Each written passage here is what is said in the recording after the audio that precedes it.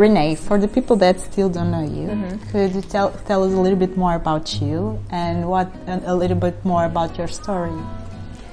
Yeah, so I graduated in neuroscience, and I actually have a really big interest in the connection between food and the brain, which doesn't just go one way, it actually goes two ways, because what's going on in your brain, what's happening with the hormones in your brain and neurotransmitters, that can actually have a really big effect on what you eat, how much you eat, what you feel like. But on the other hand, what you eat then also again has or can have a really big effect on how you feel and what happens in your brain, like how you feel mentally. So that connection really goes two ways, and I'm very interested in that.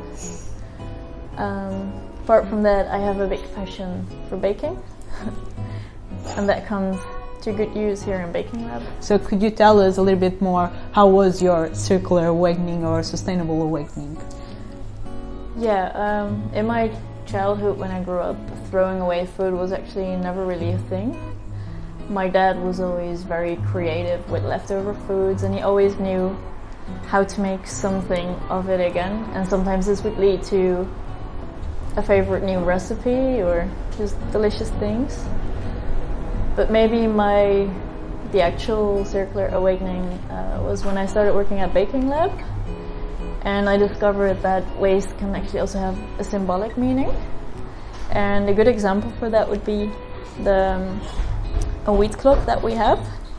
Instead of throwing away orange peels, we would burn them in the oven.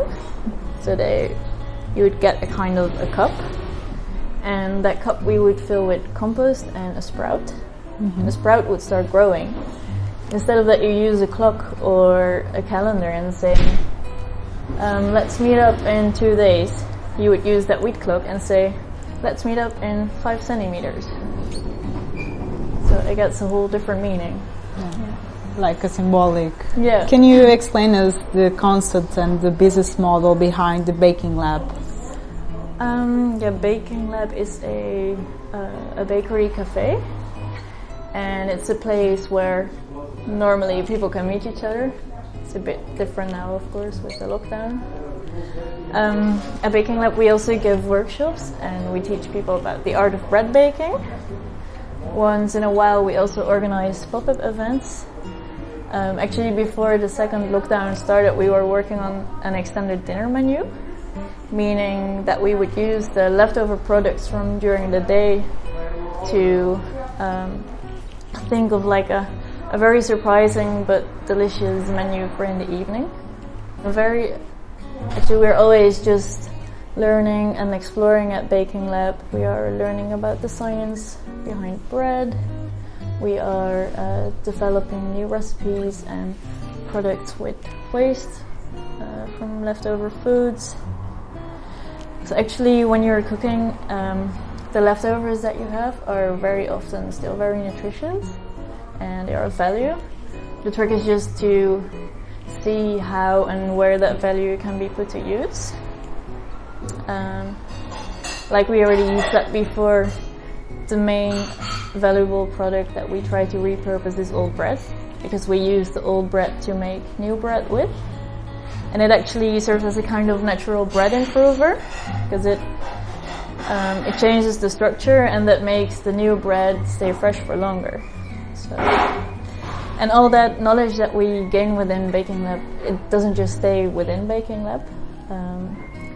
Actually, informal education is one of our main focuses. So within the workshops, for example, we teach other people how to use the old bread and show them a simple way of preventing food waste. What kind of innovative social and circular projects and solutions do you provide in the Baking Lab?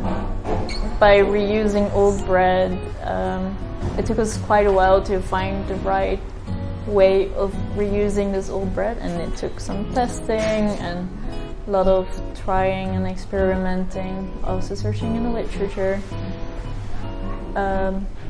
How we could best use that old bread and still get a very delicious fresh bread out of it and using it as a bread improver.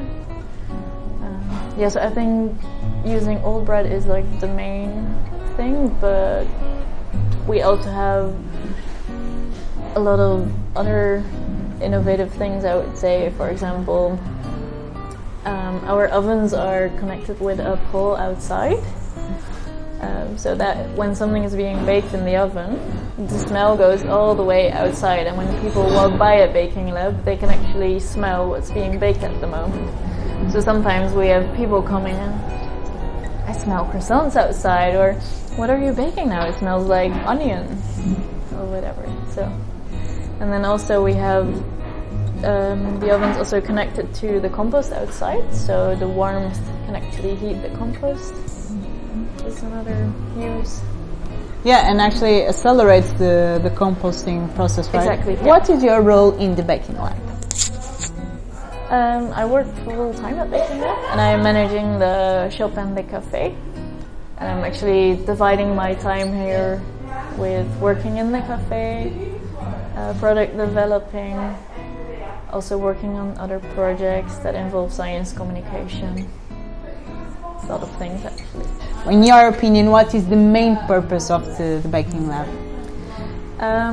At Baking Lab, we want to provide a space for young people and students to learn about social entrepreneurship and actually apply what they have learned in their studies, but in a setting that involves sustainability, food, health, also science communication. Sometimes we also provide a place for people that have suffered from a burnout, and they can help baking the bread, and we noticed that it works really well for them because we give them a bit of structure, but they also working with your hands can really it helps your mind, kind of psychological thing. How do you have access to the resources that you need to produce your products like your breads?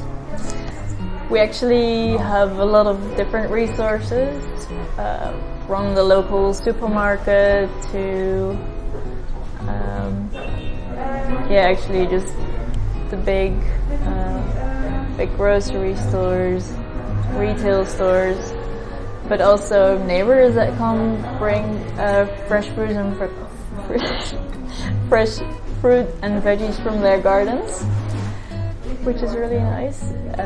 Sometimes we had a neighbor that came bringing by apples from his tree in the garden because there were so many apples and he was just living by himself, so he couldn't finish them all, and then we made a delicious apple crumble from that, also using our old bread. We also need, of course, information as a resource to make the products. We get that from scientific literature, but also from just sticking our hands in the dough every day and learning new stuff every day. So, and also in your personal opinion, what are the main enabler conditions that could facilitate the creation of circular projects and companies with a positive impact in the world, like Baking Lab?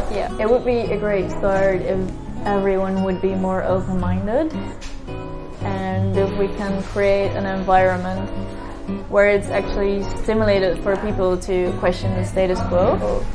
I think it would be great to have an environment where there is like enough structure to create consistency, but also enough space and freedom to play around and to make mistakes, because making mistakes can often lead to great solutions again.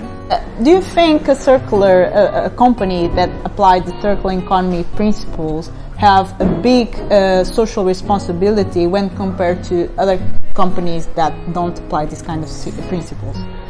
I think actually every company has a social responsibility, because every company shapes the environment that we live in and everyone that takes part of that environment. Maybe even big companies have a bigger social responsibility because their impact is bigger, but then it might be easier for small companies to adopt like new practices because they're smaller. But I think it would just, like, everyone has the opportunity to be social, responsible, and I think every company should try to participate in that. Imagine that I have here with me a magic wand that I wanted to offer you, and with this magic wand you could create all the future possibilities that you want. And so if you had this power, this object with this power, what kind of future would you like to create in the next 10 years? What would you like to change? What would you like to improve? I think like all cafes and restaurants would use only organic produce, and also different places would work together. So, for example, the waste of one place would be a resource for another place, which minimalizes the waste in the end. Also, I would make the products that are healthy for us as a person, but also for the planet. So the products that are healthy for us and the planet, I would make those cheaper than the products that are actually unhealthy for people and for the planet.